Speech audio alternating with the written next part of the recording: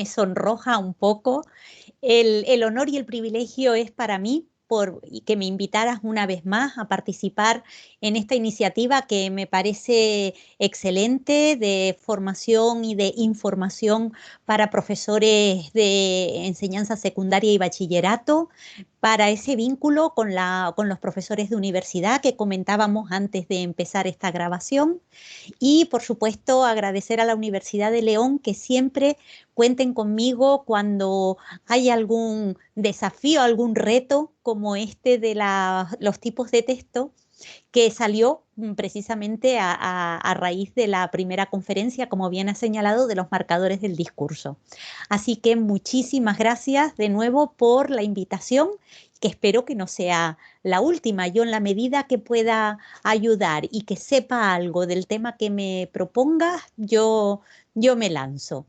¿Me entiendes lo que te quiero decir? Que sería el marcador. Bueno, buenas tardes a todos. Y voy a empezar compartiendo la presentación que he preparado para la sesión de esta tarde. Creo que se ve, Manuel. Sí, sí, se ve perfectamente, Perfecto. Noemí, sin problema. Perfecto, pues entonces vamos a empezar. En esta diapositiva de presentación tienen mi correo electrónico para que me escriban si necesitan bibliografía, si tienen alguna pregunta. Ya ha habido profesoras y profesores que lo hicieron a raíz de la última sesión de marcadores del discurso que impartí. Y bueno, si alguien está conectado que me haya preguntado, puede decir que contesté rápidamente proporcionando la bibliografía o la información que me pedían. Entonces ahí tienen mi correo electrónico de la Universidad de Salamanca para lo que necesiten. Bueno, vamos a entrar en materia con esta sesión titulada Los tipos de texto, y lo primero que vamos a hacer es contextualizarla en las disciplinas que empezaron a preocuparse por el estudio del texto. La pragmática, desde el momento en que se empezó a preocupar por el funcionamiento de la lengua en el contexto real de comunicación. Junto a la pragmática, la lingüística textual, lógicamente, por su nombre, pues toma el texto como unidad de estudio, el análisis del discurso como disciplina que se encarga no solo del texto como producto, sino de todo el proceso discursivo. Y estas son un poco las disciplinas en las que se encuentran la bibliografía que se dedica a los tipos textuales. Más actualmente ha surgido el análisis crítico del discurso, que también se encarga del texto como unidad de estudio y también de todo el proceso del discurso, de los destinatarios, de los creadores de texto, desde una perspectiva crítica. El texto se toma como unidad de estudio en todas estas disciplinas y se estudia desde tres dimensiones.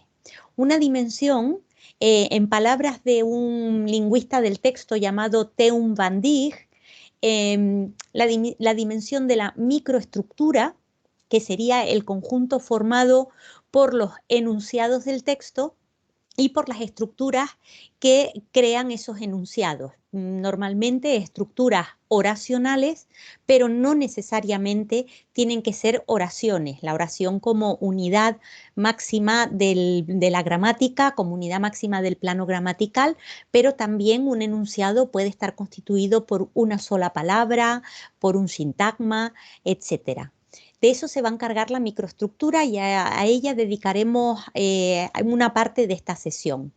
Después tenemos también la macroestructura, sería la segunda dimensión, que incluye la organización del texto, es decir, cómo se organizan los enunciados en párrafos, cómo se organiza la información del texto y cómo se organizan, sobre todo en el caso de los textos argumentativos, cómo se organizan los argumentos, los que van destinados a convencer al lector o al interlocutor, porque también tenemos textos orales en el nivel oral de la comunicación, cómo se organizan los argumentos para convencer al interlocutor o al lector de lo que pretende de la tesis que pretende demostrar la persona que habla o la que escribe. Y en tercer lugar, la dimensión de la superestructura, en la que se nos organizan ya por ese contenido, se nos organizan los tipos de texto. Y precisamente en las superestructuras donde vamos a encontrar la tipología textual con la que terminaremos en esta sesión. Dicho esto, pues vamos a empezar.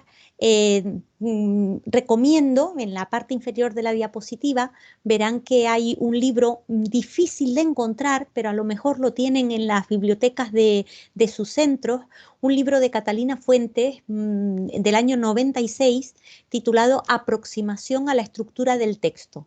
Es un libro muy pequeñito donde da cuenta de estas dimensiones propuestas por Van Dijk, de microestructura, macroestructura y superestructura, y va organizándolas, las va explicando y siempre va proporcionando ejemplos y ejemplos explicados de cada una de estas dimensiones. Empecemos entonces con la microestructura. En la microestructura ya hemos dicho que tenemos que ver, vamos a estudiar el enunciado y la estructura que constituyen esos enunciados. Y el enunciado, cuando se pone en contexto, en el contexto de la comunicación, va a cumplir siempre con una función textual. Por ejemplo, si me refiero a la función textual pregunta, yo puedo tener un enunciado que, si lo categorizamos desde la gramática, puede ser una oración interrogativa, como este ejemplo que tienen en su pantalla. ¿Esta merluza es fresca? Tendríamos una pregunta que tiene como estructura una oración interrogativa, es decir, la fuerza ilocutiva que recibe esta oración interrogativa la convierte en el texto en una pregunta. Pero la estructura, también la función textual de pregunta, también puede ser desempeñada por otras categorías gramaticales. Por ejemplo, si yo en vez de esta merluza es fresca, si yo estoy en la pescadería y digo, me gustaría comprar esta merluza, si es fresca, la fuerza que le doy, aunque estemos ante una oración desiderativa, pues le estoy dando indirectamente una fuerza de pregunta, ¿no? Lo que quiero es que el pescadero o la pescadera me respondan si la merluza está fresca. O, por ejemplo, también podría decir, a lo mejor esta merluza es fresca, donde tendríamos, como ven, una oración dubitativa, pero que pretende el efecto discursivo que pretende es preguntar, es una respuesta. Estoy haciendo una pregunta, no propiamente con una oración interrogativa, pero pretendo que mi interlocutor o mi interlocutora me respondan si la merluza es fresca. Entonces, como ven, aquí aparece uno de los conceptos muy trabajados en la gramática, que es el concepto de la modalidad, es decir, cómo una estructura oracional va adoptando diferentes modalidades y que tiene especial importancia cuando nos vamos al contexto real de la comunicación, cuando vemos que esas estructuras, en este caso las tres son oraciones, esas estructuras se contextualizan en enunciados que cumplen con una función textual, en este caso la pregunta. Y tenemos también el camino inverso, es decir, una misma categoría gramatical, como por ejemplo la oración interrogativa, puede desempeñar funciones textuales diferentes. Aquí es donde vuelve a entrar el campo de la modalidad y de las funciones textuales. Por ejemplo, es una oración interrogativa, la que hemos visto, ¿esta merluza es fresca? Pero también es una oración interrogativa que les va a sonar muy familiar, ¿por qué no te callas? También es una oración interrogativa, ¿todavía no has terminado de vestirte? Y también es una oración interrogativa. ¿Qué hay mejor que una siesta después de comer? Y sobre todo antes de una sesión del Seminario Permanente de Sintaxis. Tenemos 4 oraciones interrogativas y sin embargo cada una de ellas corresponde a una función textual diferente. La primera es claramente una pregunta. Pretendo que me contesten sí, no. Pero la segunda, que les resultará familiar, cuando el enunciador dijo ¿por qué no te callas?, en realidad estaba expresando un mandato. Estaba pidiendo a su interlocutor que se callara. En el tercer caso, todavía no has terminado de vestirte. Aunque tenemos una oración interrogativa, su función textual es la del reproche. ¿No? Estamos metiendo prisa a esa persona, le estamos reprochando su lentitud. Y en la última, aunque también tenemos una oración interrogativa, vemos que la función textual es la de una aseveración. Estamos afirmando que no hay nada mejor que una siesta después de comer. Entonces, como ven, tenemos la misma categoría gramatical, oración interrogativa, pero que desempeña diferentes funciones textuales en el texto, en el contexto real de comunicación, cuando esas oraciones interrogativas se contextualizan en enunciados. El enunciado va a ser la unidad mínima comunicativa del texto. Entonces, por eso la microestructura se encarga del estudio del enunciado, tomado como unidad mínima del plano discursivo, la unidad mínima del texto.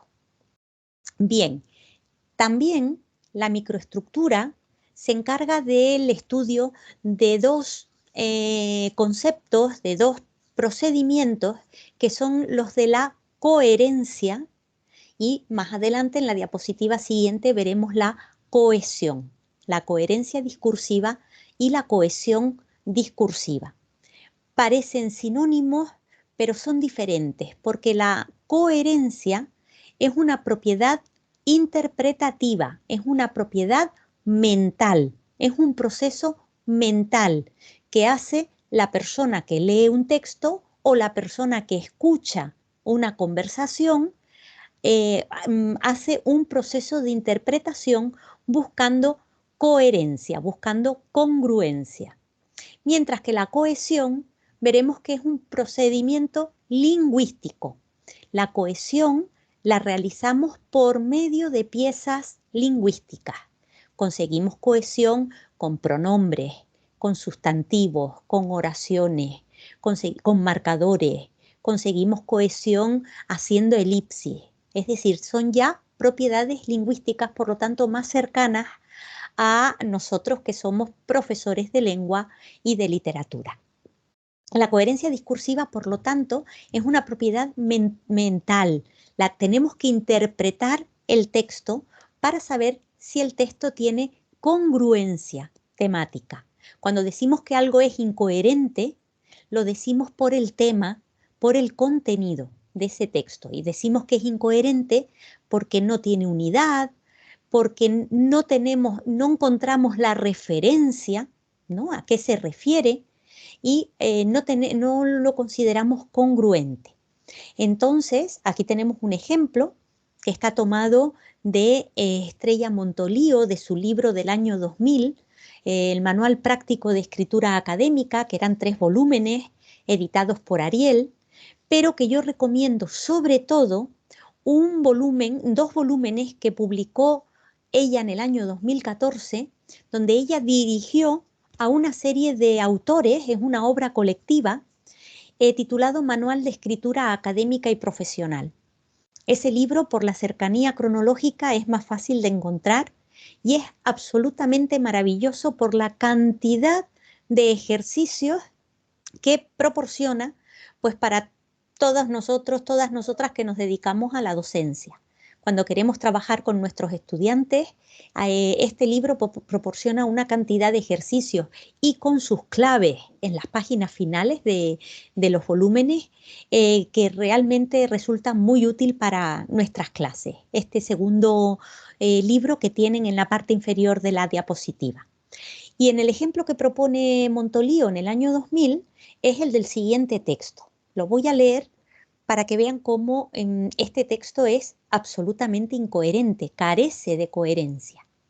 La arena del desierto es de color ocre. En consecuencia, todas las colecciones de la pasarela Cibeles presentaban el color gris entre sus tonalidades. Sin embargo, la temporada de otoño del Corte Inglés ya ha comenzado, de modo que, además, las rutas por el desierto seguirán la estela del París-Dakar. Bueno, si pensamos leemos este texto, nos damos cuenta de que en este texto no hay coherencia, no hay una congruencia temática, no hay una unidad temática. Por un lado, se nos habla de la arena del desierto, después se nos habla de moda, se nos habla de colores, pero no hay una congruencia temática, a pesar de que sí hay procedimientos lingüísticos de cohesión. Por eso decía antes que por un lado la coherencia es una propiedad interpretativa, es un esfuerzo cognitivo que hacemos, mientras que la cohesión es una propiedad lingüística. Y aquí fíjense, tenemos marcadores del discurso que intentan conectar, sin éxito, intentan conectar unos enunciados con otros. Repito, sin éxito, porque por muchos marcadores del discurso que utilicemos, como no haya coherencia, no hay congruencia temática. Es decir, los procedimientos de cohesión, como por ejemplo los marcadores del discurso, como piezas lingüísticas pueden aparecer, pero como el esfuerzo interpretativo que hagamos no tenga éxito, concluimos en que el texto no es coherente. También tenemos la repetición. Se habla del desierto en dos enunciados. Sin embargo, no tienen relación temática. Por un lado, el color de la arena y por otro lado, las rutas del París-Dakar, que son por el desierto. Entonces, tampoco hay relación. Incluso se repite la palabra color, ¿no? El color ocre de la arena del desierto, el color gris de la colección de la pasarela Cibeles, incluso una cierta unidad, si queremos relacionar la pasarela Cibeles como acontecimiento de moda y el Corte Inglés como establecimiento donde se vende ropa de moda. Pero como ven, no hay coherencia, no hay una congruencia temática en este texto, a pesar de que sí hay procedimientos lingüísticos de cohesión, hay intentos de cohesionar los enunciados entre sí. ¿De acuerdo? Bien, la cohesión, por lo tanto, es el conjunto de procedimientos lingüísticos, de las herramientas que indican relación entre los elementos de un texto, contribuyendo a su coherencia. Fíjense que utilizo contribuir a la coherencia, porque como acabamos de ver en la diapositiva anterior, como no haya una congruencia temática, por muchos procedimientos de cohesión que utilicemos, no habrá coherencia. Entonces, la cohesión son los procedimientos lingüísticos que contribuyen a la coherencia, pero la coherencia está por encima de ellos como propiedad interpretativa. Para ver casos de cohesión, una autora, Graciela Reyes, propone esta frase: el perro persigue al gato y la tortuga persigue al perro. Aquí tenemos un enunciado donde no tenemos procedimientos de cohesión, podemos percibir la información como congruente, pero no consigue efectos discursivos esperables como la sorpresa, ¿no? La sorpresa de que sea una tortuga la que persiga al perro. Además, el orden hace que el perro, que es la información conocida, se convierte en información nueva al final. ¿Y cómo podríamos mejorar por medio de procedimientos lingüísticos este enunciado para conseguir un efecto discursivo esperable como pueda ser la sorpresa de que una tortuga, que es más lenta, persiga a un perro, que es más rápido? Pues lo podríamos hacer de esta manera, reconstruyendo el enunciado de esta manera. El perro persigue al gato y al perro lo persigue nada menos que la tortuga. Si hemos conseguido, mediante varios procedimientos, hemos conseguido el efecto discursivo esperable de la sorpresa, ¿no? De que efectivamente el animal más lento persigue al animal más rápido. ¿Y cómo lo hemos conseguido? Pues lo hemos conseguido situando al perro en posición temática. Es decir, como el perro ya era la información conocida desde el principio del enunciado, lo colocamos en posición temática. Y en esa posición tenemos que repetir la presencia del perro en la segunda parte del enunciado, lo tenemos que repetir y en este caso lo que hacemos es sustituirlo por el pronombre de objeto directo, lo. Pero además, si yo quiero marcar que este enunciado es sorprendente, añado el marcador nada menos. Nada menos ya encarece, da énfasis al acto que hace la tortuga a la que colocamos en posición remática. La sorpresa viene por esa información nueva que hemos colocado ahora al final y por el énfasis que le hemos dado a esa información nueva por medio del marcador del discurso nada menos. Entonces, como ven, hemos conseguido, mediante procedimientos lingüísticos de cohesión, conseguir un enunciado coherente y un enunciado coherente precisamente por la sorpresa que produce este enunciado. Entonces vamos a ver cómo esta cohesión son procedimientos lingüísticos.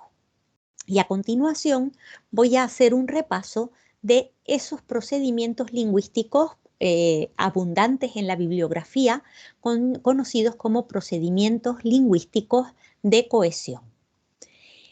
Uno de ellos es el procedimiento de la recurrencia. Bueno, voy a seguir para estos procedimientos de cohesión, voy a seguir un libro cuya lectura recomiendo porque también es un libro muy breve, contiene ejercicios. A mí me gusta siempre trabajar con ejemplos prácticos, contiene ejercicios, contiene la clave. Es un libro que se editó por primera vez en el año 1993 y que en el año 2011 ya había alcanzado la 6ª edición, que es la que todavía se puede conseguir en las librerías o a través de la página de la editorial. Es el libro de Manuel Casado, Introducción a la gramática del texto en español. Es un libro muy chiquitito porque forma parte de la colección que seguro que conocen, Cuadernos de la Lengua Española, de la editorial Arcolibros, y esos cuadernos tienen un propósito de divulgación de la ciencia, es decir, con, con argumentos científicos procedentes de la lingüística, se va explicando de una manera clara, sencilla, de una manera divulgativa, en este caso los procedimientos de cohesión. Y Manuel Casado en ese libro habla de 6 procedimientos de cohesión que son los que vamos a ver ahora. En primer lugar, la recurrencia. La recurrencia se llama también, es la repetición, ¿no? Es repetir en un texto cómo podemos repetir una idea, un elemento del texto. Pues podemos repetirlo mediante la misma palabra, podemos repetirlo mediante un sinónimo o podemos repetirlo mediante una anáfora asociativa, es decir, la aparición de un elemento que nos lleva a un elemento que ha sido emitido anteriormente con el que se asocia. Y tenemos aquí un ejemplo procedente de las cartas al director de un periódico, que dice lo siguiente: he leído el magnífico artículo de Elena Escudero sobre la educación universitaria. Las advertencias de la profesora Escudero están presentadas con tanta evidencia y claridad que convierten al más escéptico. Sin embargo, pese a las reconvenciones de la autora, creo que el problema persiste. Es solo un parrafito extraído de una carta al director donde podemos ver esos 3 procedimientos de recurrencia. Cómo se repite la información. Se puede repetir con la misma palabra, que tendríamos aquí el apellido de la autora, Escudero. Se puede repetir mediante sinónimos.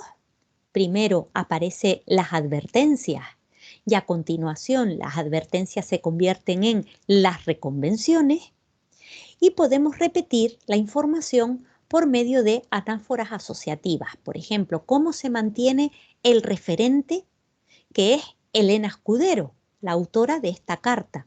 Pues se mantiene repitiendo como primero con el nombre Elena, después la profesora, que nos lleva a, de nuevo, Elena, de ahí la anáfora asociativa.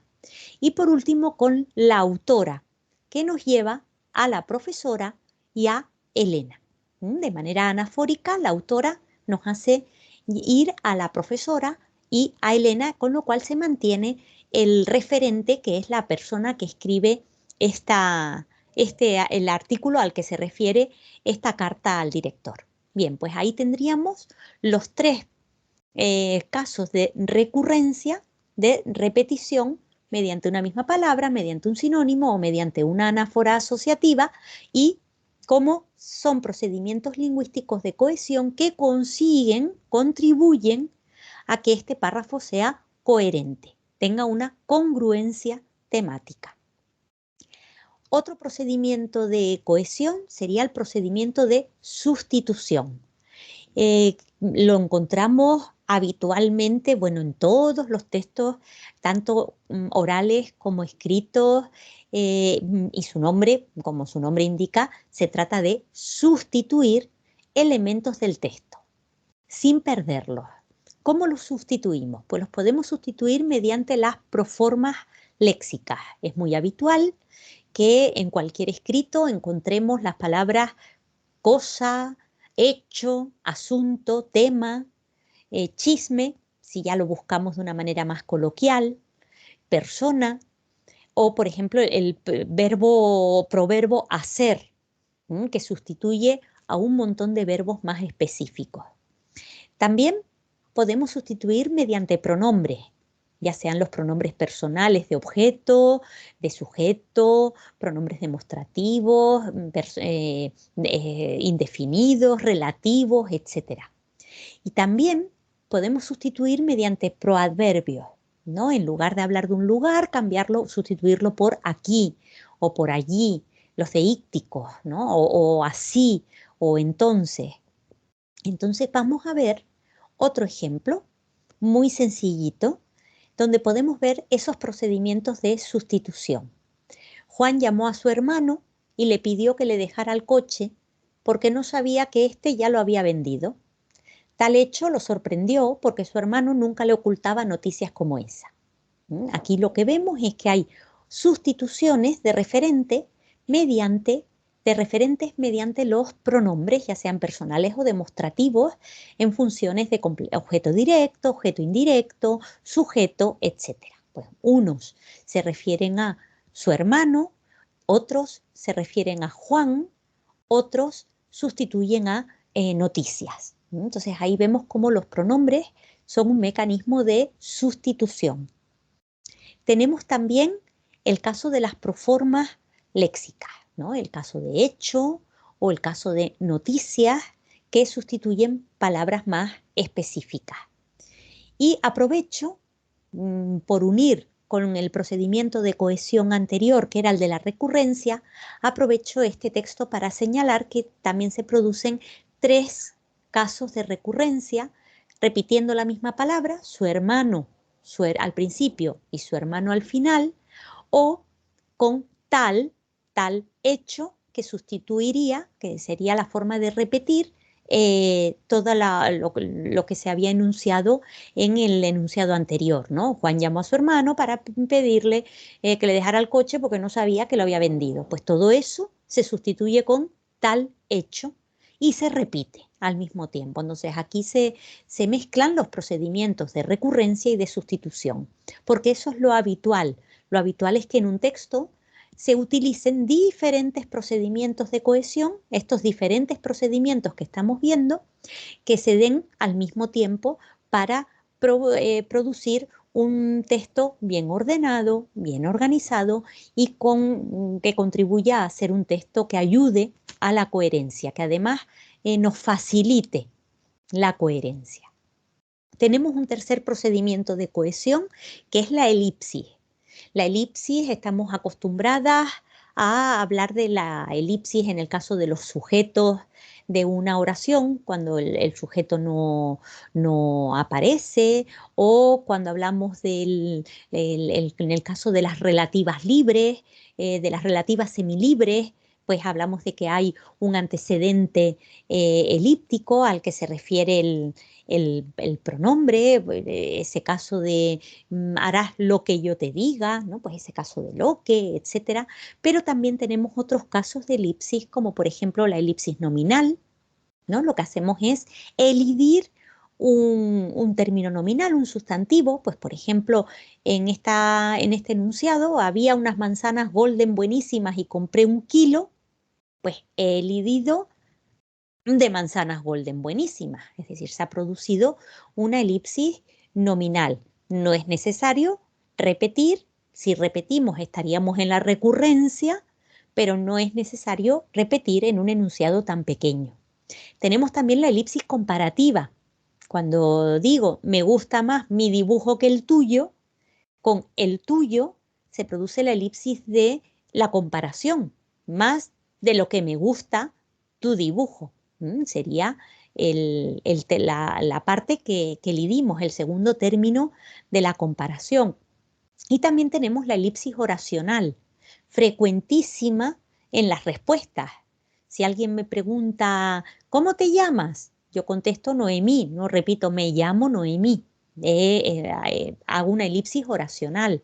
O en este caso, ¿ya estás listo? Sí, no necesito repetir, ya estoy listo. Entonces, en ese caso, estaríamos ante procedimientos de elipsis que, como digo, son muy habituales en los textos. Le dimos nombres, términos de comparación, oraciones, etcétera, y con ello el texto progresa de una manera más rápida y más fácil para interpretar. El quinto procedimiento de cohesión, repito, todo esto lo pueden encontrar de una manera más clara y más amplia en ese libro de Manuel Casado, Introducción a la gramática del texto en español, que les recomendaba hace algunas diapositivas. Entre los procedimientos de cohesión, lógicamente tenemos la progresión temática, es decir, cómo se va organizando la información nueva y la información conocida, cómo va progresando para obtener un texto completo y con una unidad temática. Entonces, tenemos varios mecanismos para organizar lo conocido y lo nuevo. Uno de ellos es la progresión lineal, que consiste en que un tema, una información conocida, da lugar a una información nueva. La R se refiere a rema y la T se refiere a tema, la información conocida y la información nueva. Esa información nueva 1, rema 1, pasa a convertirse en la información conocida en el siguiente paso, que nos dará otra información nueva, en este caso la R2, que en una siguiente fase pasa a convertirse en información conocida, que nos da una información nueva. Esa sería la progresión lineal, porque vamos como paso a paso. En una línea, información nueva, información conocida, que se retoma para dar otra información, que a su vez se retoma para dar otra información. Pues, por ejemplo, en esta copla de Quintero, León y Quiroga lo vemos muy claro. En Sevilla había una casa. En Sevilla había el tema y la casa es la información nueva, el rema, que se convierte y en la casa había una ventana, se ha convertido en la información nueva, la casa se convierte en la información conocida y se añade una información nueva, y en la ventana una niña, ese rema 2 pasa a convertirse en información conocida y se aporta la información nueva, que es que hay una niña que las rosas envidiaban. Entonces ahí ven cómo tenemos una progresión lineal. Vamos línea a línea, vamos paso a paso, convirtiendo en información conocida lo que anteriormente era información nueva. Tenemos también el caso de la progresión de tema constante. Este es muy habitual, por ejemplo, en las biografías. Es muy habitual, por ejemplo, en los textos descriptivos, como en la segunda parte de esta sesión pasaré a ver los tipos de texto, que es el título de esta sesión, pues veremos que en los textos descriptivos es muy frecuente encontrar una progresión temática de manera constante. ¿Eso qué significa? Que partimos de un tema, una información conocida a la que se le van añadiendo informaciones nuevas, pero siempre se mantiene ese tema constante, ¿no? Tema 1, información nueva 1. Otra vez tema 1, información nueva 2. Otra vez tema 1, información nueva 3. Ven que aquí ya no es línea a línea, paso a paso, sino partimos de un tema que se hace constante. Es frecuente en las biografías, como por ejemplo esta, que es la historia de un breve párrafo sobre Catalina de Aragón. Si se fijan, Catalina de Aragón va a ser el tema constante en todo este párrafo. Catalina de Aragón, hija de la formidable Isabel, fue la primera esposa de Enrique VIII. Ahí tenemos el primer tema, la información conocida, que aporta una información nueva. Fue hija de los reyes católicos y esposa de Enrique VIII. En el enunciado siguiente, conocedora de la tradición cristiana y estudiosa de dimensiones respetables, nos referimos a ese tema constante que es Catalina de Aragón, porque Catalina de Aragón es la conocedora y es la estudiosa. Vean cómo con conocedora y estudiosa tenemos también la anáfora asociativa que vimos en el procedimiento de la recurrencia. Entonces, ese es el tema constante y aparece otra información nueva. Era docta en latín y, como se ha visto, fomentó el trabajo de los humanistas de su época. Pues tenemos otra vez es Catalina de Aragón con la información nueva que aporta. En el tercer enunciado, su hija, ¿de quién es la hija? De Catalina de Aragón. Por lo tanto, volvemos al tema constante que es Catalina de Aragón. Su hija María Tudor recibió la educación de un príncipe cristiano, ya que su padre no descartaba la posibilidad de su ascenso al trono. Pues vemos que Catalina de Aragón es el tema constante, pero se aporta una información nueva, todo lo que le sucede a su hija. Último enunciado de este párrafo. Su sólido dominio del latín, ¿de quién? De Catalina de Aragón. Es decir, seguimos con el tema constante. Su sólido dominio del latín le permitió leer la Utopía de Tomás Moro y los escritos de Erasmo en su versión original. Entonces, vean cómo volvemos a el tema constante, Catalina de Aragón, pero hemos añadido una cuarta información nueva. Era capaz de leer en latín los libros humanistas, ¿no? La Utopía y los escritos de Erasmo. Entonces, aquí ven cómo, a diferencia del tema anterior, que era tema 1, rema 1, tema 2, rema 3, 2, que se iba convirtiendo la información nueva en información conocida, aquí la información conocida siempre es la misma, Catalina de Aragón, y se van añadiendo, que es el tema constante, y se van añadiendo las informaciones nuevas. Otro tipo de progresión temática sería la de tema derivado. La progresión de tema derivado se parece un poquito al tema constante porque parte de un hipertema. Un hipertema, pero de ese hipertema van a salir subtemas.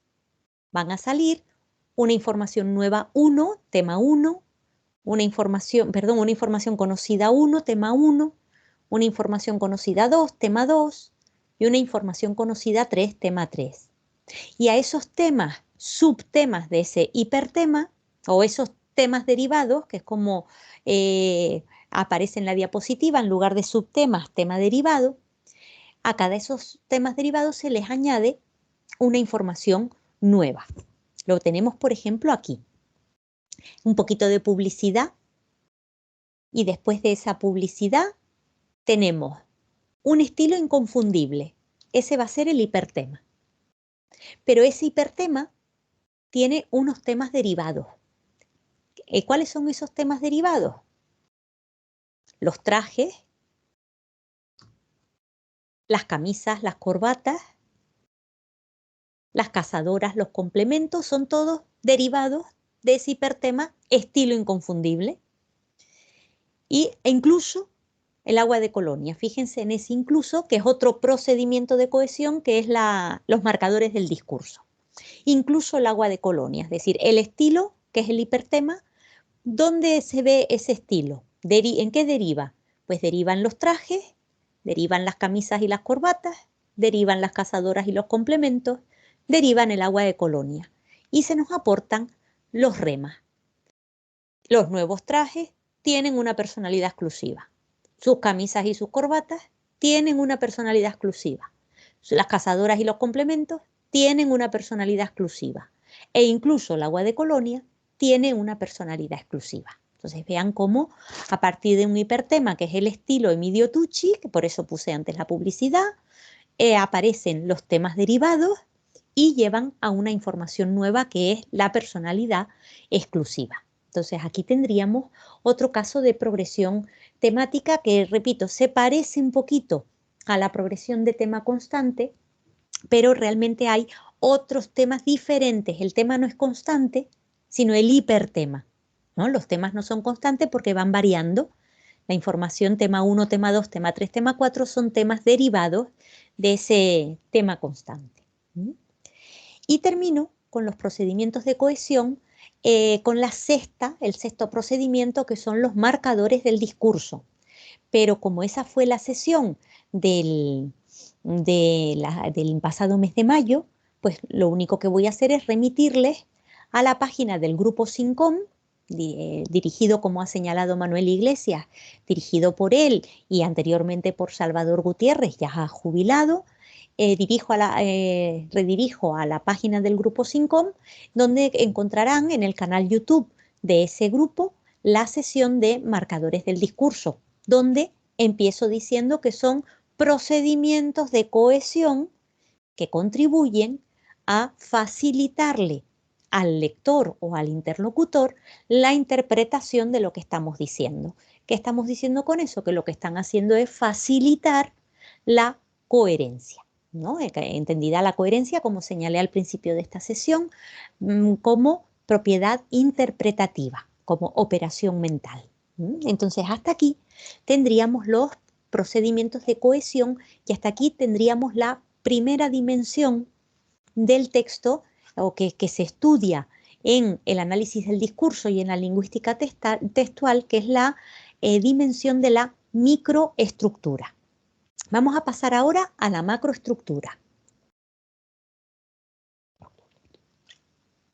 Y en la macroestructura lo que vamos a estudiar son las unidades de los textos, es decir, cómo se organizan los textos, a partir de qué unidades y cómo se combinan esas unidades de manera informativa, de manera argumentativa, para obtener un texto completo, un producto único.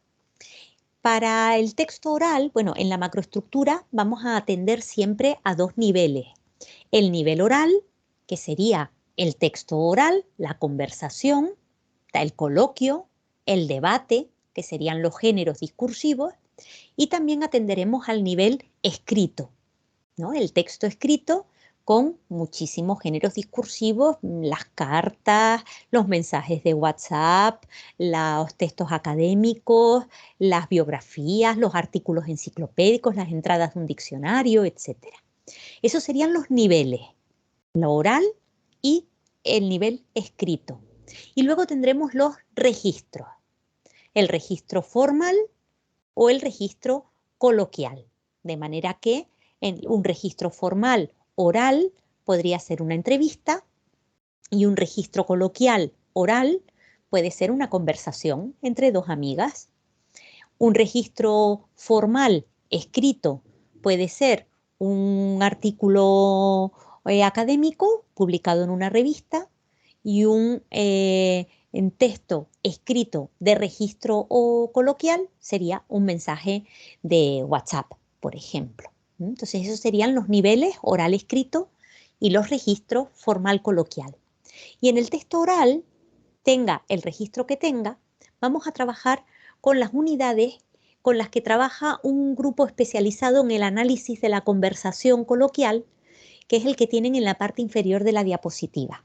El grupo Valesco, Valesco son las siglas de Valencia Español Coloquial, es un grupo de profesores de la Universidad de Valencia que llevan prácticamente 20 años o 25 me parece, sí, deben llevar más de 25 porque en el año 2019 se celebró el 25 aniversario del Grupo Valesco, entonces llevan más de 25 años, 28 para ser más exactas, llevan trabajando en caracterizar todas las partes de una conversación y cómo se producen, qué estrategias discursivas hacen que esas conversaciones progresen.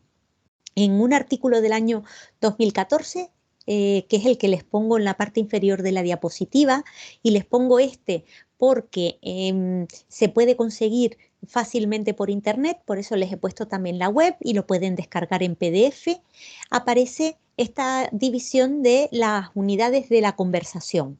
En este caso, texto oral, texto de nivel oral. En primer lugar, el acto.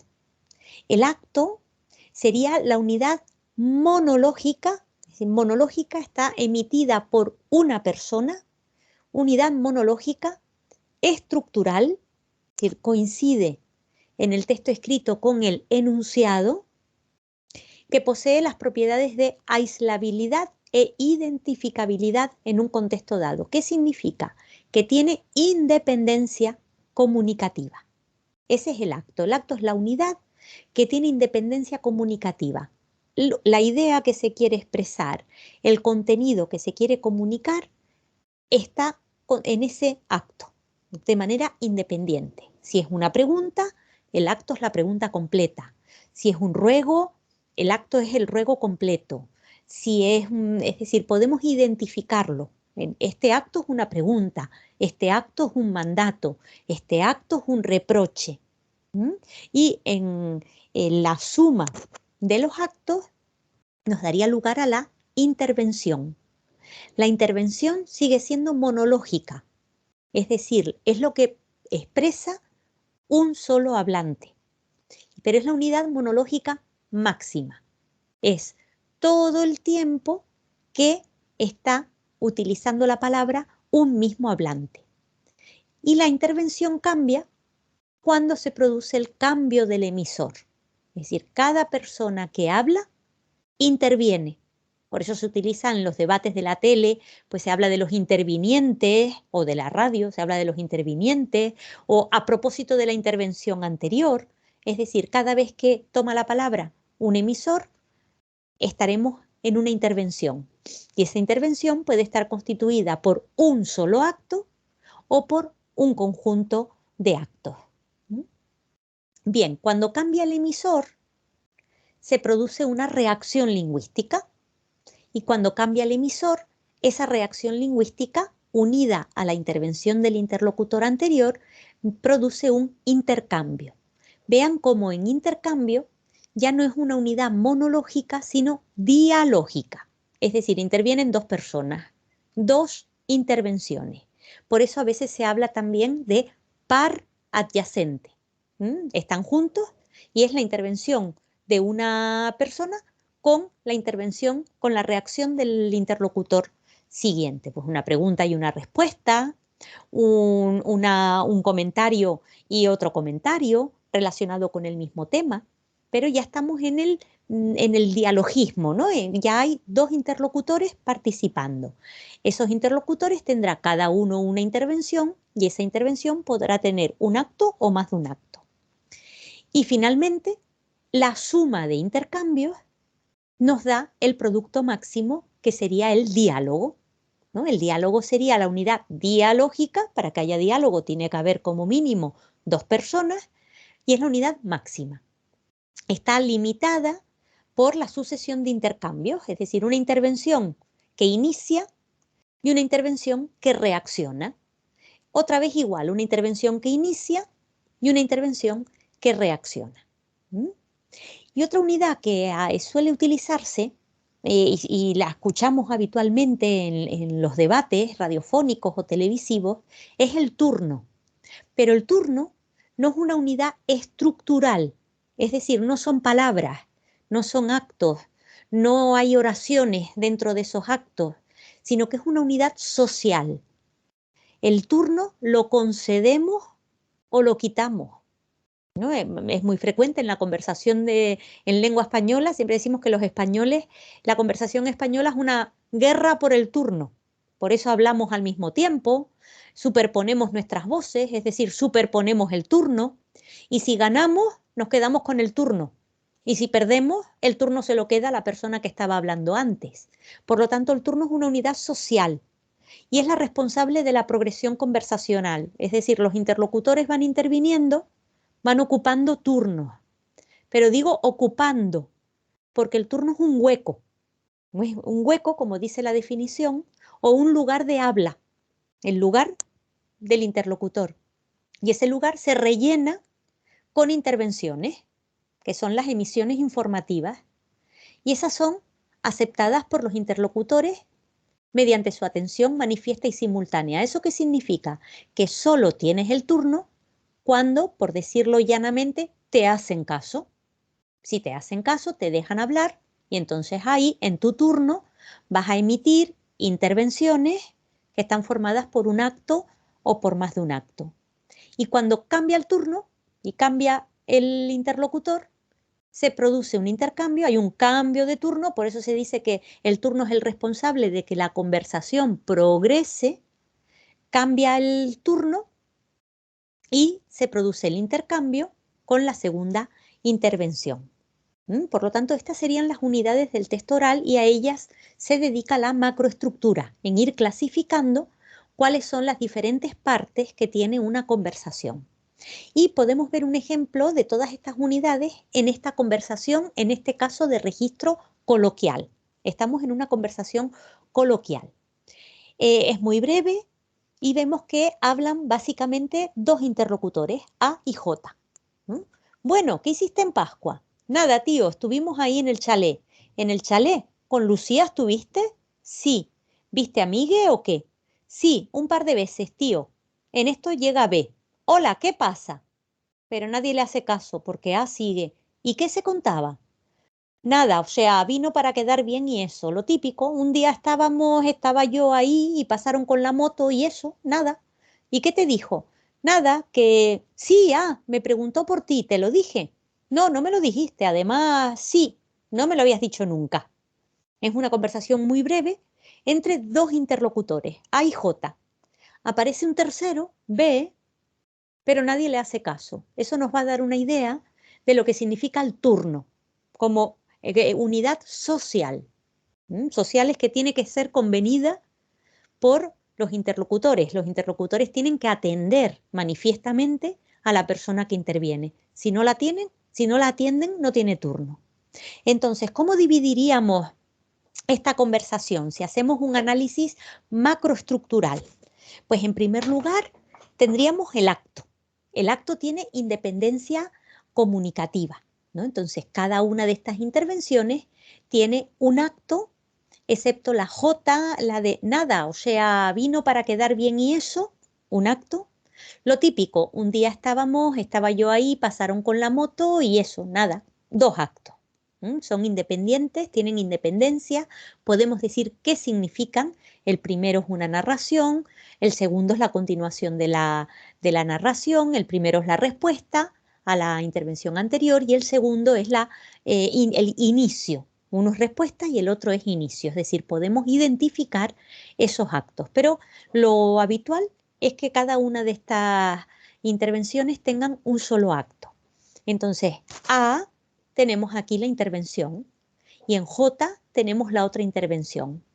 La intervención de A es una intervención iniciativa, inicia una parte de la conversación. Por eso pongo I mayúscula de intervención e I minúscula de iniciativa. En cambio, lo que hace J es reaccionar a la pregunta, responde. Entonces es una intervención, pero reactiva. Por eso pongo la R minúscula. Entonces, intervención iniciativa, intervención reactiva. Después otras dos. A, de nuevo, intervención iniciativa, una nueva pregunta, y J, una intervención reactiva, porque responde. Otras dos intervenciones.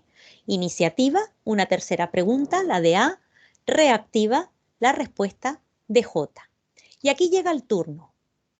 Es una intervención, la intervención existe, porque la intervención, recuerden que es una unidad estructural, es decir, tiene acto, tiene enunciado, tiene palabras, entonces es una intervención, pero es una intervención que no tiene turno, porque nadie le va a hacer caso a B. Entonces no tiene turno. ¿Y cómo prosigue con la conversación? Pues otra vez con A. Otra pregunta, intervención iniciativa, y J, intervención reactiva. Nuevamente, intervención iniciativa y fíjense la siguiente de J. Primero A, intervención iniciativa. ¿Y qué te dijo? Pero J no solo responde, sino que inicia con la pregunta siguiente. Nada, que si, me preguntó por ti, te lo dije. En te lo dije, inicia. Entonces ahí tenemos una intervención reactivo-iniciativa. Por eso he puesto esa I de color rojo. Porque no solo reacciona a la pregunta anterior, sino que inicia. Y eso obliga a que A, en lugar de ser una intervención iniciativa, sea primero reactiva y luego iniciativa.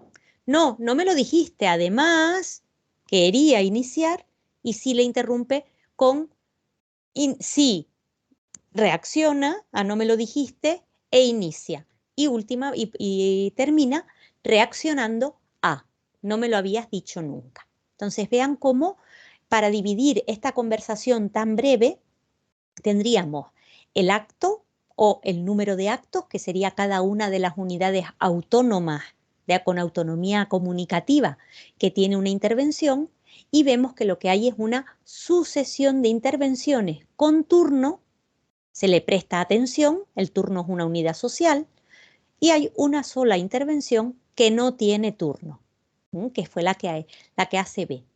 La unión de intervenciones de A y J van a ser los intercambios. Entonces, los dos primeros, intercambio, los dos siguientes, intercambio, los dos siguientes, intercambio. B no tiene turno, entonces su intervención no tiene relevancia comunicativa. Pasamos al siguiente intercambio, otro intercambio, otro intercambio. En estos casos, reactivo-iniciativas, las intervenciones, y otro intercambio. Y la suma de los intercambios nos da la unidad superior, que es el diálogo. Entonces, esa sería la forma de dividir la macroestructura, de analizar la macroestructura de esta conversación coloquial, separando las diferentes partes que tiene esta conversación. Y hemos visto el acto, la intervención, el intercambio y la unidad superior, que es el diálogo, que sería la suma de intercambios. Tanto el acto como la intervención son monológicas, una sola persona, y el intercambio es una unidad dialógica. Tienen que intervenir al menos dos interlocutores. Y la unidad máxima dialógica sería el diálogo. El texto escrito. Con el texto escrito tendríamos como unidades el enunciado, que coincide con el acto de la conversación, del texto oral, El enunciado, que es la unidad mínima con independencia comunicativa. A veces es una oración como estructura, pero a veces puede ser una palabra, puede ser un sintagma. ¿Cuándo nos vemos? Mañana. Mañana es un enunciado y es una sola palabra. ¿Cuándo nos vemos? Es una oración interrogativa y es un enunciado. Los signos de puntuación, como estamos en el texto escrito, son los que lo delimitan. En el texto oral, ¿qué delimita los actos? Las pausas. Cada vez que hacemos una pausa mayor, hay un acto.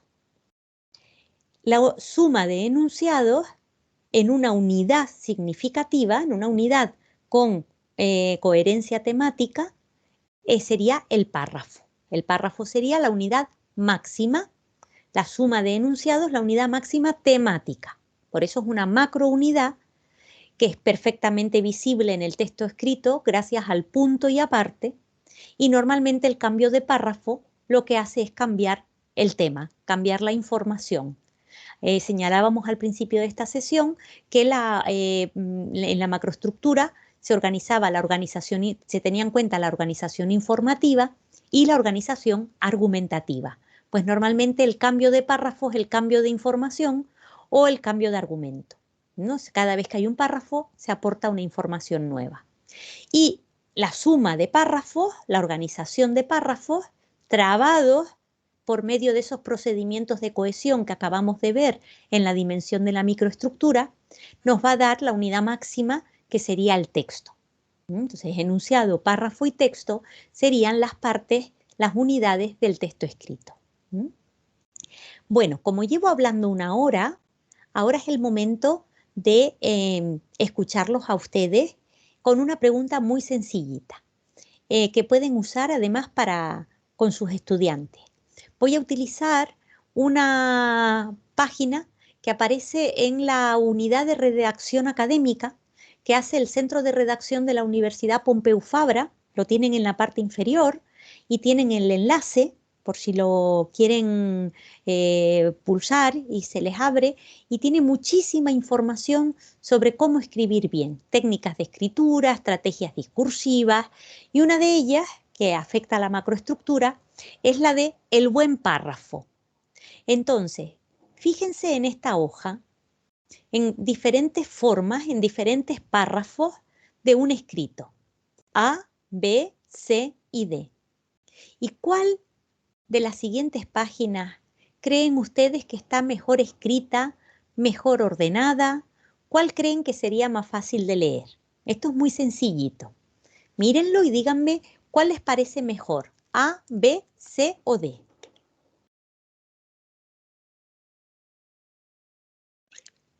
Cualquier persona que quiera abrir el micrófono puede responder, o a través del chat puede hacerlo. Están diciendo la B unos cuantos ya. La B es la que obviamente, aquí se ve que somos todos profesores y estamos cansadas de corregir.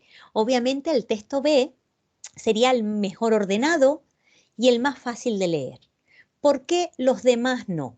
Pues, por ejemplo, en los demás tenemos, en el caso de A, tenemos lo que llama este centro de redacción, lo que llama párrafos lata, que son párrafos excesivamente largos, ocupan casi una página entera y entonces dan la apariencia de un bloque espeso de prosa que en realidad se podía haber dividido en otras unidades porque suelen incluir varias subunidades.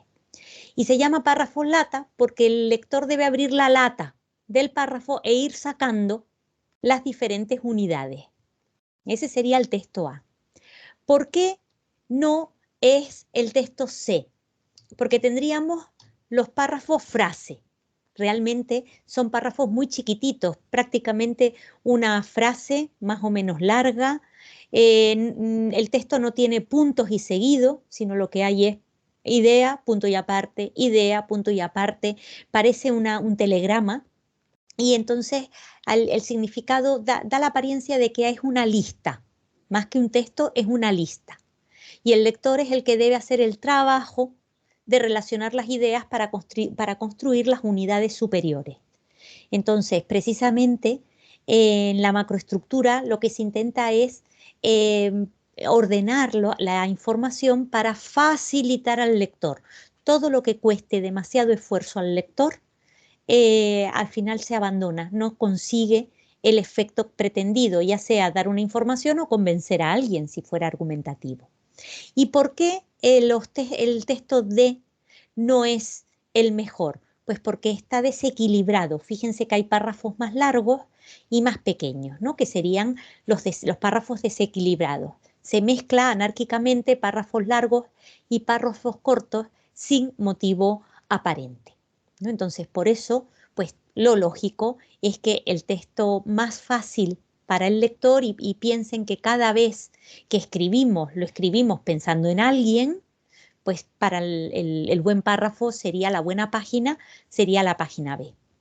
Otro ejercicio que suelo hacer con mis estudiantes cuando les hablo de la competencia discursiva es la de arreglar párrafos que tienen problemas. Este está sacado de ese libro de Estrella Montolío que les comentaba del Manual de Escritura Académica. Y aquí tenemos un pie de foto y yo lo titulo Párrafo con problemas. Y el pie de foto dice, en esta fotografía tomada en 1936 aparecen J. Edgar Hoover y su amigo durante mucho tiempo Clyde Toyson, derecha. Hoover, según se afirma en un libro y en un programa de televisión dados a conocer ahora, 20 años después de su muerte, era travestido y homosexual. Hoover, el tantos años temido y admirado jefe del FBI, fue chantajeado, según el libro y el programa de televisión, por jefes de la mafia, a los que protegió porque tenían fotografías en las que él aparecía en desahogos sexuales con Toyson. Y yo les pregunto a mis estudiantes qué problemas presenta este párrafo. Entonces presentan problemas, y si lo leen con calma cuando esta presentación, cuando puedan ver la grabación, si la leen con calma, ven que se repite la información o los datos no están bien ordenados. Por ejemplo, al principio se menciona a Edgar Hoover y tenemos que esperar a la línea número 6 para saber quién es el tantos años temido y admirado jefe del FBI. Y aparece la repetición del libro y del programa de televisión, pues aparece en la línea 3, se afirma en un libro y en un programa de televisión y se repite de nuevo en la línea número 6, según el libro y programa de televisión. Entonces, el orden de los datos no es el más correcto, se repiten palabras innecesarias y concluimos que podríamos mejorar un poco la redacción.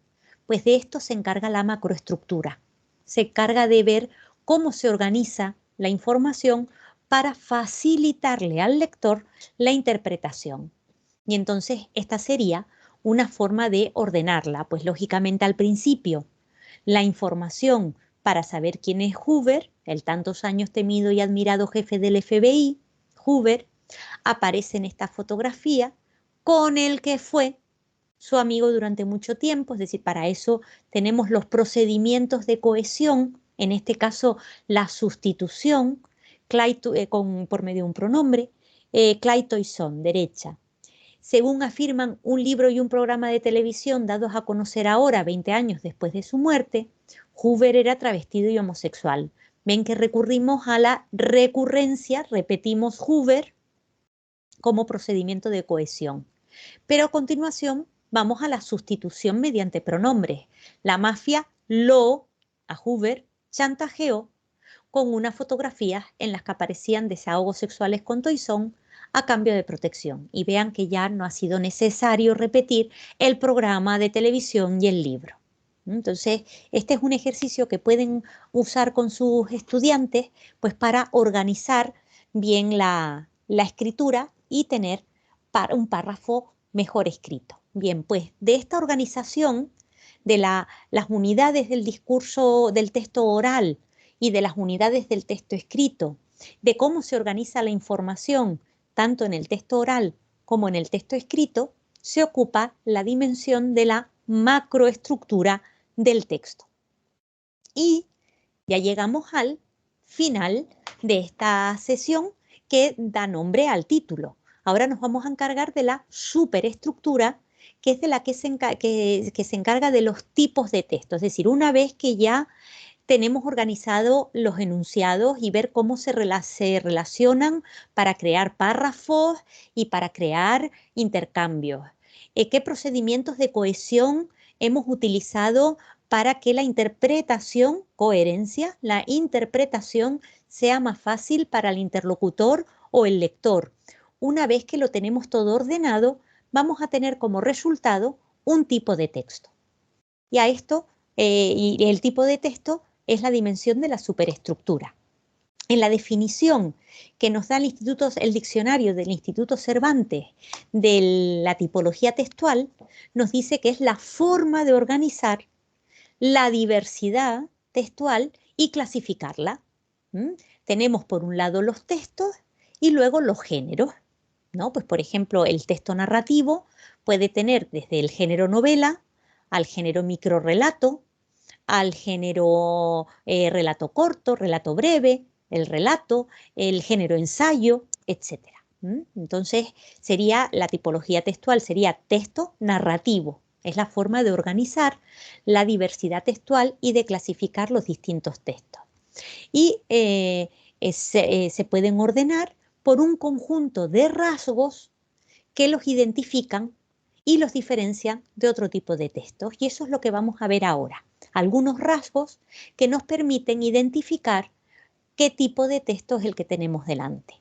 Sin embargo, sabemos que los textos no son homogéneos, sino que en un texto vamos a mezclar una parte narrativa con una parte descriptiva, con una parte expositiva. Y entonces, ¿cuál es el tipo de texto cuando se mezclan? Pues vamos a recurrir al concepto de secuencia textual, que es un concepto acuñado por Jean-Michel Adam de la Escuela Francesa de Análisis del Discurso, donde señala que para clasificar un texto en un determinado tipo, lo que tenemos que mirar es la secuencia dominante. ¿Y cuál es la secuencia textual? Pues la que tiene una organización interna propia y mantiene una relación de dependencia e independencia con el conjunto más amplio que es el texto. Es decir, esa es la secuencia textual. Es independiente porque tiene una organización propia, pero es dependiente porque necesitamos una suma de secuencias, necesitamos que se relacionen las secuencias entre sí para dar como resultado un texto. La secuencia que domine, si en un texto abundan las secuencias narrativas, vamos a concluir que el texto es narrativo. Si abundan las secuencias descriptivas, pues vamos a tener los textos descriptivos. Si abundan las secuencias expositivas, tendremos el texto expositivo o explicativo. Si la secuencia que domina es la argumentativa, tendremos un texto argumentativo. Si lo que domina es la conversación, tendremos el texto conversacional. Y si lo que dominan son las instrucciones, tendremos los textos instruccionales. Y estos serían los 6 tipos de texto reconocidos habitualmente en la bibliografía lingüística. A veces solo los 5 primeros. Los textos instruccionales a veces aparecen y a veces desaparecen. Y para tener una buenísima explicación sobre esta tipología textual, que además es la que yo voy a utilizar a partir de ahora, les recomiendo este libro de Elena Calzamiglia y Amparo Tuzón. Es un libro bastante antiguo, Las cosas del año 99, titulado Las cosas del decir, el manual del análisis del discurso. No solo tiene una explicación completa, sino que utiliza unos ejemplos muy claros. Y algunos de esos ejemplos son los que yo voy a traer ahora en las diapositivas que siguen. Vamos a empezar con los textos narrativos. En los textos narrativos tenemos que las características de la secuencia narrativa, que si es la secuencia que domina, nos va a dar como resultado el texto narrativo. Las características son las siguientes. Aparece un desarrollo cronológico finalizado. Se cuenta una historia que sucedió en un tiempo pasado. Normalmente el actor es un ser humano, un actor antropomorfo constante. Puede ser individual o puede ser colectivo. La sucesión es temporal, se van sucediendo acontecimientos en el tiempo. Hay una unidad temática y una unidad de acción. En la secuencia, luego si hay otra secuencia con otra acción o con otro tema, pero relacionado, es decir, tiene que haber una progresión de tema constante, tendríamos un texto narrativo. Se produce una transformación, es decir, hay un principio, hay un desarrollo y hay un final. Y normalmente en un texto narrativo encontramos una relación de causalidad. Lo que cuento después está causado por lo que conté antes, ¿no? Entonces hay una sucesión cronológica, una sucesión de acciones y normalmente esas acciones son causadas, la segunda por la primera.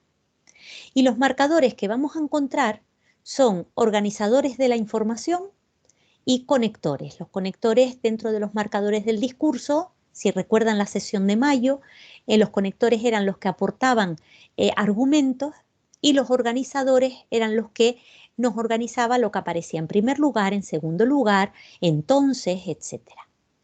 Y esas serían las características de una secuencia narrativa.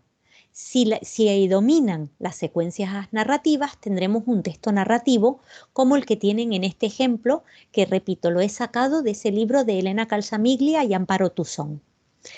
Hace unos 2 años le conté un episodio de la vida real al director mexicano de cine Jaime Humberto Hermosillo con la esperanza de que lo convirtiera en una película, pero no pareció que le hubiera llamado la atención. 2 meses después, sin embargo, vino a decirme sin ningún anuncio previo que ya tenía el primer borrador del guión, de modo que seguimos trabajando juntos hasta su forma definitiva. Antes de estructurar los caracteres de los protagonistas centrales, nos pusimos de acuerdo sobre cuáles eran los 2 actores que podían encarnarlos mejor, María Rojo y Héctor Bonilla. Eso nos permitió además contar con la colaboración de ambos para escribir ciertos diálogos e inclusive dejamos algunos apenas esbozados para que ellos los improvisaran con su propio lenguaje durante la filmación. Esto lo escribe Gabriel García Márquez, que fue guionista de la telenovela mexicana María de mi corazón. Bien, pues vemos, nosotros como ya somos expertos, nada más leerlo nos damos cuenta de que aquí hay una narración, se está contando algo. Pero ¿cómo podemos explicar por qué sabemos que es un texto narrativo? Pues porque en primer lugar tenemos unas marcas cronológicas. La sucesión de esta narración es temporal. Hace unos 2 años, 2 meses después, antes de, durante la filmación, serían las marcas temporales, la sucesión cronológica. Pero además, ese desarrollo temporal está finalizado. Tenemos una serie de verbos en pretérito, en verbos en pasado, con los que progresa la acción. Hace unos 2 años conté, no le pareció, 2 meses después vino, ya tenía, aquí tenemos un imperfecto, seguimos trabajando, antes de pusimos, eran, podían, es decir, hay una sucesión de pretérito perfecto simple y de pretérito imperfecto, que es el que va haciendo que progrese la acción. Y la acción 1, conté un episodio, ¿no?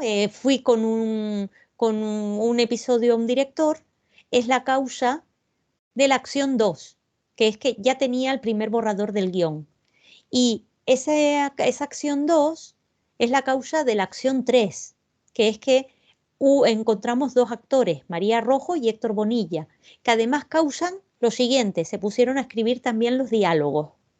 Entonces, como ven, hay una progresión de la acción en un contexto cronológico finalizado y el desarrollo tiene principio, desarrollo y final.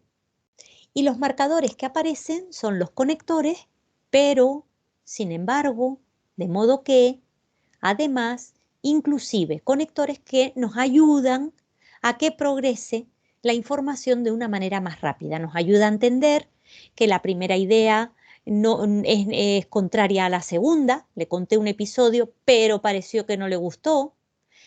Y sin embargo, lo que nos dice es, bueno, sí le gustó.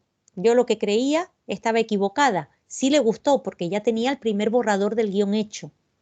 Y la consecuencia es que, de modo que seguimos trabajando juntos. Viene la consecuencia. Y luego añado otra información, además, y le añado de manera enfática, inclusive. Entonces ven cómo los marcadores van añadiendo, van cohesionando la información, la narración que tenemos en este texto. Y la conclusión es que tenemos una serie de características que se cumplen y que nos permiten decidir aparte para los textos narrativos. Los textos descriptivos son más sencillitos, su organización es jerárquica y su progresión, el tema suele ser constante, ¿no? En la descripción se habla de algo y de ese algo luego la jerarquía de sus partes y la progresión siempre es a partir de ese algo de lo que se habla. Abundan sustantivos y adjetivos, sobre todo en la descripción vamos a encontrar la adjetivación y los sustantivos, además de verbos como ser, estar, tener. Y lo normal es que no tengamos marcadores discursivos, sino que haya un asíndeton, es decir, normalmente la unión se consigue mediante la puntuación, y los procedimientos de cohesión que vamos a encontrar es la recurrencia, se va a repetir el mismo tema, las mismas palabras, o la sustitución, ya ven, recuerden, por pronombres o por proformas, y el anclaje puede ser espacial o temporal. Esas serían las características de los textos descriptivos. Entonces, si las aplicamos, podemos deducir que el siguiente texto es una descripción. En el río Ebro vive una almeja grande, ahí tenemos el elemento que se va a repetir, el elemento máximo, una almeja grande como una mano y longeva como un árbol.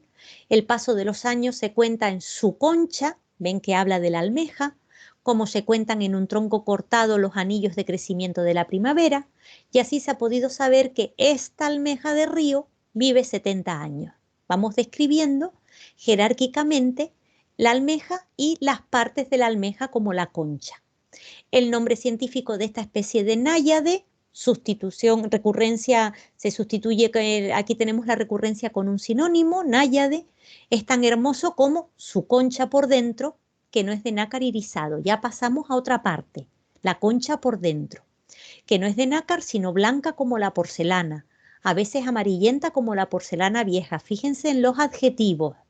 Y siempre con el tacto de la losa nos recurre, es la anáfora asociativa con la porcelana y con la impresión de la vida que tuvo dentro tantos años. Con este periostraco, sinónimo de la concha, se hicieron preciosos mangos de cuchillo en un pueblo de Zaragoza, en Sástago, ahí tienen el anclaje espacial, que aún hoy el anclaje temporal vive envuelto por unos meandros de río que parecen cintas de agua. Ahora seguimos por fuera, ¿no? Primero dentro de la concha. Seguimos con la organización jerárquica. Ahora por fuera. Repetición del tema constante. Las almejas de río, Margaritifera auricularia, sinónimo, son oscuras y viven juntas y sumergidas en las pozas a 3 metros. Según la Sociedad Española de Malacología, ahí tienen la elipsis nominal, la almeja de río, son únicas en el mundo. Entonces vean cómo mediante la repetición, la recurrencia, se va haciendo la progresión de tema constante, que es la almeja. La almeja y se organiza jerárquicamente, primero su concha por fuera, por dentro, y luego su concha por fuera. La adjetivación, vean cómo se va marcando: grande, longeva, hermoso, irisado, blanca, vieja, amarillenta, precioso. Y el anclaje espacial en el río Ebro, por dentro, en un pueblo de Zaragoza, por fuera, en las pozas en el mundo. Es decir, vean cómo en el texto descriptivo no hay, por ejemplo, marcadores, porque la unión se logra con los signos de puntuación.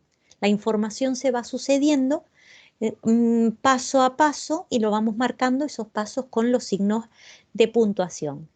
Los procedimientos de cohesión habituales son la recurrencia y la sustitución, y el anclaje, vean que es espacial y temporal. Abundancia de sustantivos y de adjetivos. El tercer tipo de texto sería el expositivo explicativo. Normalmente se hace una diferencia entre la exposición y la explicación. La exposición es informar y la explicación es hacer comprender. Por eso los profesores normalmente hacemos comprender, explicamos en clase, en lugar de exponemos, que es lo que yo estoy haciendo ahora, por ejemplo. Y las características es la base, el texto expositivo explicativo es la base del discurso académico, se transmite el saber científico, se transmite el saber cultural por medio de textos expositivos explicativos y normalmente están organizados de una manera lógica. O bien se presenta un problema y a continuación la solución, o primero lo general y a continuación lo particular, o al revés, primero lo sencillo y luego se va complicando. Y la organización de un texto expositivo explicativo suele ser mediante números o mediante letras o los propios párrafos. Son los que van organizando la información del texto expositivo explicativo. Si hablamos de organización de información, los marcadores que vamos a encontrar en primer lugar son los organizadores. Pero también tendremos conectores o reformuladores, porque como vamos a intentar explicar las cosas de una manera más clara, volvemos atrás reformulando la explicación. Tenemos un ejemplo en este texto, donde aparece primero lo general, ¿no? Que sería la institucionalización del proceso de integración y convergencia de los sistemas universitarios europeos. Se inicia con la Declaración de la Sorbona en 1998 y continúa con la Declaración de Bolonia en 1999, en la que los ministros de educación de 29 países europeos acuerdan la creación del Espacio Europeo de Educación Superior antes de 2010. Esto es lo que llamamos el proceso de Bolonia. Eso sería lo general. Se nos explica qué es el proceso de Bolonia. Pero luego se pasa a lo particular, que sería cuáles son los objetivos del proceso de Bolonia. ¿Y cómo se ordenan esos objetivos? Pues se ordenan mediante guiones. Párrafos muy breves, serían los párrafos frase, que en este caso sí son correctos, porque son las ideas, los siguientes objetivos se ordenan con guiones. Pues la generalización del sistema de créditos, los 3 ciclos de la educación superior, el suplemento europeo, etcétera, etcétera. Entonces, esta sería una forma, un texto expositivo, porque lo que hace es ordenar una información que se presenta desde lo general a lo particular y se ordena mediante guiones. En párrafos, los propios párrafos organizan la información. Y aquí tendríamos un caso, con estas marcas podríamos concluir que estamos ante un texto expositivo. El siguiente tipo de texto, el argumentativo, tengo que reconocer que son mis favoritos porque dentro de los marcadores del discurso me he dedicado especialmente a los conectores, que son los que ayudan a argumentar. El objetivo de un texto argumentativo es aportar razones para defender una opinión. Por lo tanto, vamos a encontrar siempre que se trabaja una cuestión polémica, se plantea una cuestión polémica y hay una opinión que sería la tesis sobre dicha polémica y cuando emitimos esa tesis suponemos que tenemos un antagonista real o figurado, real si yo estoy en una conversación intentando convencer a una persona, figurado si yo estoy escribiendo algo que espero que sea leído por alguien. Y lo que pretendo es convencer, persuadir a esa persona antagonista, persuadir del acierto de mi opinión, del acierto de mi tesis. Y para ello voy a recurrir a los conectores y a los operadores argumentativos. Son el tipo de marcadores que se especializan en los textos argumentativos. Un género discursivo claro de texto argumentativo son las cartas al director que escribe la gente a los periódicos o los comentarios, bueno, ahora textos argumentativos, todos los comentarios de Twitter, algunos, pues todo lo que se ha llamado ahora el discurso del odio, o los comentarios que hacemos opinando, serían textos argumentativos. ¿Y cómo está organizada esta carta al director? Pues la tesis la encontramos en la primera frase. ¿Tiene usted pensado ir por Galicia? Pues piénseselo. porque no es lo que era. Esa sería la tesis y ahí está la cuestión polémica. ¿Por qué no tenemos que ir a Galicia? Que por cierto tengo que decir que a mí no me va a convencer porque he estado en Galicia y me encanta. Además he estado recientemente. Pero en fin, vamos a la tesis. Esa es la cuestión polémica. ¿Y cómo va a demostrar esa tesis? Pues nos va a aportar 3 razones. 3 son las razones que me llevan a sugerirle cautelas antes de venir por estas tierras. Ahí tendremos entonces, ya se nos anuncia que vamos a encontrar 3 argumentos. La primera razón sería el argumento 1, que se estudie bien el trayecto que desea hacer y si puede evite pasar por Orense. Parece ser que hay un jaleo de carreteras y que puede que acabemos perdiéndonos. ¿Cuál es el argumento 2? Que no nos hagamos ilusiones sobre la tradicional simpatía y hospitalidad gallegas. Ese sería el segundo argumento para apoyar la tesis no vaya a Galicia, piénseselo. ¿Y cuál es el argumento 3? Que es cara. Tráigase usted sus buenos dineros. Esto ya no es tan barato como antes. ¿Cómo ha organizado los argumentos? Los ha organizado en 3 párrafos diferentes, que además han venido anunciados por 3 razones, pues un párrafo para cada argumento. ¿Y cómo ha organizado, cómo ha introducido esos enunciados? Con la primera, con un organizador del discurso, en segundo lugar, y con un organizador del discurso que termina, por fin. ¿Y cómo me va a convencer? Pues va a recurrir a diferentes marcadores del discurso donde va diciendo, yo opino esto, piénseselo, ¿y por qué lo opino? Porque no es lo que era. Soy gallego, soy hijo de orensano, he pasado mucho tiempo en mis veraneos en aquella tierra, me puede hacer pensar, pues vale la pena ir a Galicia, pero me va a decir lo contrario. Pero en los siguientes argumentos me van a llevar a los contraargumentos. Entonces hay una sucesión de argumentos y de contraargumentos introducidos por medio del conector pero. Esta disposición, una tesis inicial y un desdoblamiento de esa tesis en 3 argumentos para persuadir a la persona que lee esta carta, nos hace concluir que estamos ante un texto argumentativo. El quinto tipo textual es muy sencillo. El texto conversacional, desde el momento que hay una función interactiva, nos vamos a encontrar un texto conversacional, es decir, al menos 2 interlocutores con una sucesión de intercambios, como ya hemos visto, con una sucesión de intervenciones que se unen en un intercambio, a las que se les presta atención, que sería el turno, y que dan como resultado un diálogo. Y los marcadores que vamos a encontrar son los conversacionales.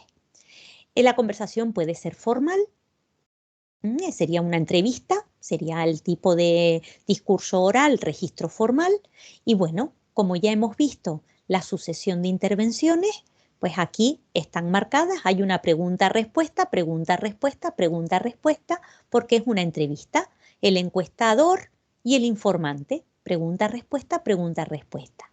Y algunas de esas intervenciones tienen más de un acto, como por ejemplo la intervención número 2, que es la que he marcado, para que se vea que el acto, una intervención puede estar constituida por un solo acto o por más de un acto. Y ya vimos que hay la sucesión, la unión de 2 intervenciones, una iniciativa y una reactiva, nos da como resultado los intercambios. Y todo ello nos lleva a concluir que estamos ante un diálogo y por lo tanto estamos ante un texto conversacional. Marcadores, los típicos de la conversación. Bien, pues, de hecho. Y cuando nos vamos a la conversación coloquial, los marcadores que aparecen son los marcadores coloquiales. Tío, o sea, y eso, bueno, o sea, con un alargamiento vocálico. Entonces esto nos permite, desde el momento que se cumple la función interactiva, hay 2 interlocutores participando con una sucesión de intervenciones y ocupando turno, estamos ante los textos conversacionales. Y aunque alguna bibliografía no incluye los textos instruccionales, yo los digo muy rápidamente para no comerme todo el tiempo.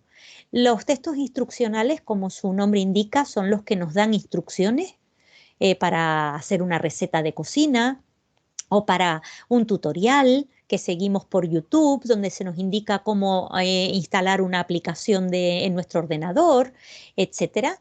La organización va a ser temporal, pasos o fases, ¿no? Primero tienes que hacer esto, después tienes que hacer lo que sigue, después lo que sigue.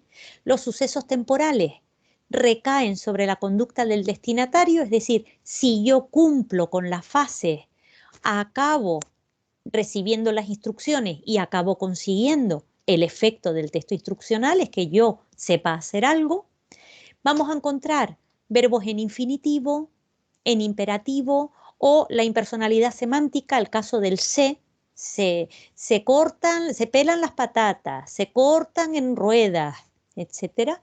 Y eso sería la microestructura, ¿no? Cómo se organiza el enunciado. Y vamos a encontrar como marcadores temporales o vamos a marcar organizadores discursivos. Primero se hace esto, en segundo lugar se hace esto, a continuación, etc.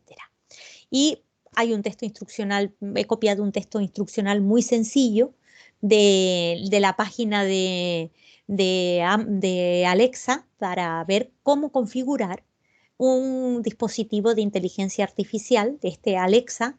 Pues aquí vemos cómo se recurre al infinitivo, configurar, se recurre a los imperativos, usa, descarga, actualiza, conecta, abre, selecciona, sigue. Y la organización va por fases, fases además temporales, antes de y luego 1, 2, 3, 4, 5 y con su significado temporal, ¿no? Entonces la sucesión es temporal y luego hay una marca léxica, que es la palabra consejo, donde tenemos que todas estas características nos llevan a concluir que estamos ante un texto que nos está dando instrucciones. Entonces estamos ante un texto instruccional. Y bueno, esto es todo lo que les quería contar. Hemos ido pasando por el texto desde su microestructura, desde el enunciado, que es la unidad mínima, hasta la superestructura, que es la unidad máxima, el texto, y con una serie de marcas nos puede llevar a la conclusión nos puede permitir clasificar el texto en una tipología determinada, en un tipo determinado. Y hemos visto los 6 tipos, normalmente son 5, los 6 tipos más habituales: la narración, la descripción, la exposición, la argumentación, la conversación y la instrucción. Y aunque no tenemos tiempo, pero yo sé, esto está especialmente dedicado a Marina Maquieira, que le gusta que yo ponga un código QR. Si ustedes activan con su teléfono móvil este código QR, les he preparado unas páginas de ejercicios que para que ustedes los utilicen en sus clases o si quieren reflexionar sobre ellos. Y pues bueno, una forma de innovar, ya que estamos usando un medio virtual y estamos usando la tecnología, pues si ustedes con sus teléfonos móviles captan este código QR, se les abrirá un PDF, unas 3 o 4 páginas, con ejercicios sobre lo que hemos visto en esta sesión. Y nada más, si tienen alguna pregunta, paso la palabra a Manuel. Muchísimas gracias. Muchas gracias, Noemí, por la magnífica y extensa charla que nos has proporcionado hoy, que nos has dado hoy. No sé si hay alguno de vosotros que quiera, alguno de los asistentes que quiera hacer alguna pregunta, bien de manera directa o bien a través del chat. Pero bueno, queda abierta esa posibilidad a partir de ahora. Hay unos minutos para hacerlo, por si queréis hacer alguna pregunta, alguna observación, ¿no? Bueno, alguno ha puesto en el chat la posibilidad de que les facilites, que les podamos facilitar la presentación. Como lo hablamos antes de comenzar, creo que no hay ningún problema. Noemí me la va a pasar a mí y yo os la pasaré a vosotros, ya que tengo vuestros correos electrónicos, ¿eh? O sea que no hay ningún problema, ¿vale? Por supuesto, y por cierto, la próxima vez haré un QR para la presentación y así ya se la pueden descargar. Ya que estoy tan moderna, pues... Ya lo veo. Qué Pero barbaridad. sí, Sí, sí, te mando la presentación e sí. incluso te mando el PDF de los ejercicios por si Ujú, alguien en este momento no tenía a mano el teléfono y no ha podido sacar ujú. el código. Muy bien, muy bien, muy bien. Muchas gracias, Noemí. Te lo agradeceremos muchísimo. ¿Vale? No sé si hay alguna pregunta. Vamos a ver. Bueno, aquí hay gente que que está diciendo que muchas gracias, que ha sido una maravilla escucharte, que muy bien, que magnífico, que mil gracias, en fin, hay un poco de todo, ¿no? O sea que, Muchísimas gracias. Creo que me he pasado con el tiempo. La he hecho muy no, larga. bueno, no, ha Espero que estado, no se hayan a mí, dormido. a mí se me ha pasado vamos, ni me he enterado, del tiempo, o sea que eso quiere decir que ha estado, por lo menos a mí me ha gustado mucho, ¿no? Muchas gracias, Manuel. Vamos a ver si hay alguna pregunta más. ¿Alguna pregunta? ¿Alguien ha podido captar el código QR y Mm, comprueba que se abren los ejercicios? Sí, sí, yo lo he comprobado yo en mi móvil, ¿eh? Se ha abierto, bueno, por lo menos yo lo he abierto perfectamente, sin ningún Estupendo, Sí, problema. Y lo ha leído. yo también lo he abierto, ¿eh? Está estupendo, correcto, sí. estupendo. Muy bien. Sí, sí. Sí, sí, están diciendo que se ve bien y que funciona perfectamente. Pero bueno, así todo, probablemente te agradeceremos que nos mandes Por el supuesto, ejercicio, el PDF aparte para la gente que no lo haya podido abrir o que no lo haya podido captar, ¿no? por supuesto, por supuesto. Oye, gracias por todos los comentarios positivos que me ha ido contando Sí, Manuel. sí. No Voy sé a si abrir los el puedes chat. ver tú. Sí, a ver, en el... Sí, yo creo que también los puedes ver, ¿no?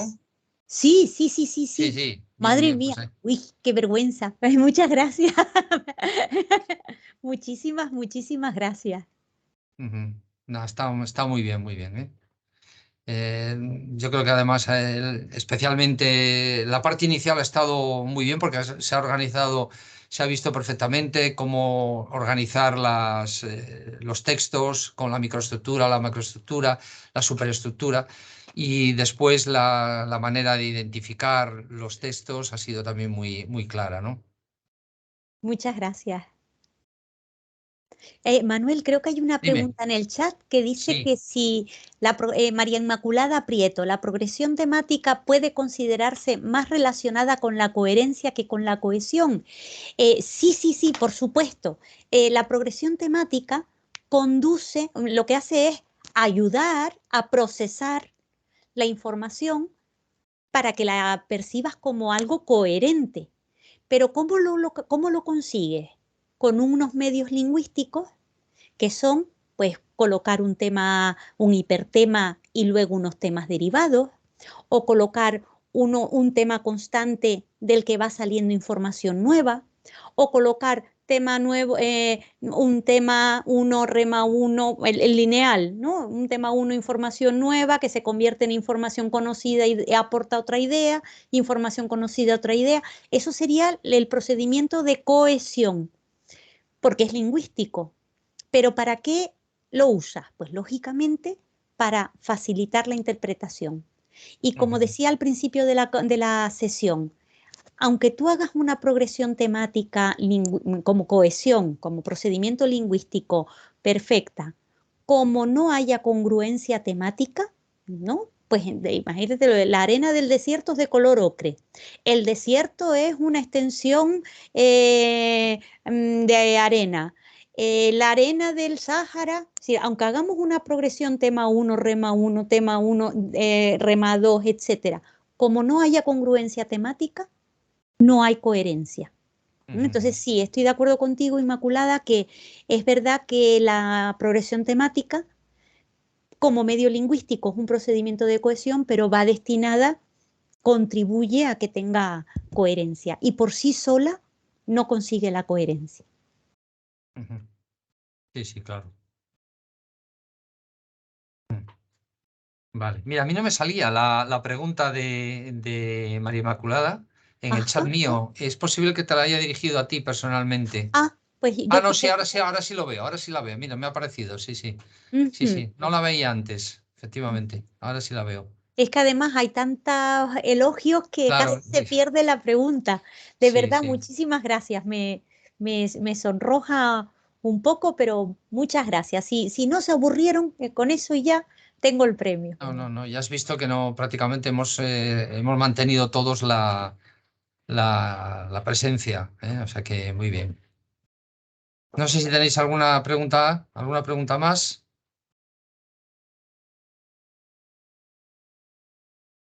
Bueno, pues entonces, en ese caso, si no hay más preguntas, quiero agradeceros a todos vuestra presencia en la sesión de hoy y, por supuesto, la presencia y la colaboración una vez más de Noemí Domínguez en este seminario permanente de sintaxis que espero pronto tengamos, a la que espero pronto tener una nueva sesión, pues en unos días o en unas semanas. Ya os informaré en un correo electrónico, ¿vale? ¿De acuerdo?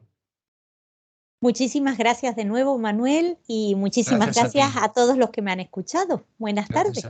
Gracias a